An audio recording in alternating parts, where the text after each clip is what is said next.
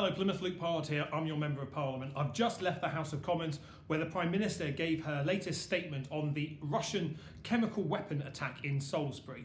Let me be very clear on this. Russia is to blame for this, and I condemn them for the actions that they have taken in using a chemical weapon in the United Kingdom. I was in the House of Commons to hear Jeremy Corbyn condemn the attack as well, although I know some people are choosing not to hear that for their own party political aims. I support the Prime Minister's strong action on this. And in the questions that followed her statement, I asked the Prime Minister about strong deterrence, and in particular how a strong Royal Navy is the best deterrence of Russian aggression. This is my question, and here's her answer. Mr. Speaker, I condemn Russia for this attack. The Prime Minister will know a strong Royal Navy is a strong deterrent against Russian aggression. So will the Prime Minister now ensure there's sufficient new money provided to the Royal Navy so there's no cuts in the Royal Navy or the Royal Marines? Can I say to the honourable gentleman that, of course, we have been providing extra funding to the Royal Navy and have been enhancing the fleet of the Royal Navy. And I was very pleased last summer to be able to go on the new aircraft carrier Queen Elizabeth, which is a very fine example of not just of our Royal Navy, but of the commitment that this government makes to our defence. The Russian attack on the United Kingdom is a clear warlike act.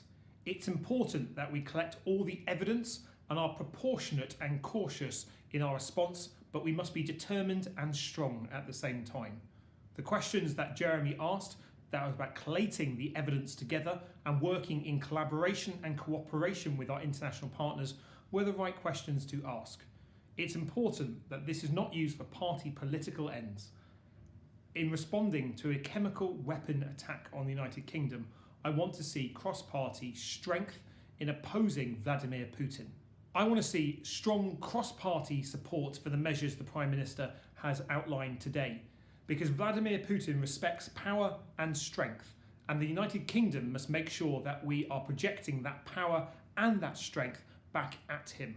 That means a strong armed forces, a strong Royal Navy, strong Royal Marines, the Army and the Air Force protected from those cuts that we've been campaigning against, investment in our cyber and intelligence capabilities, and strong, robust action. So Vladimir Putin and his council of corrupt oligarchs know that the UK is not a walkover, and that we will respond with determination and passion against his aggressive acts on UK soil.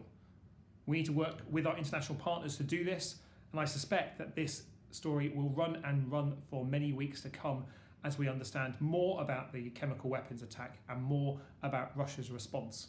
I'll keep raising the issues to protect our armed forces and to make sure that the United Kingdom remains strong in the face of this aggression. Thanks very much, Plymouth. See you soon.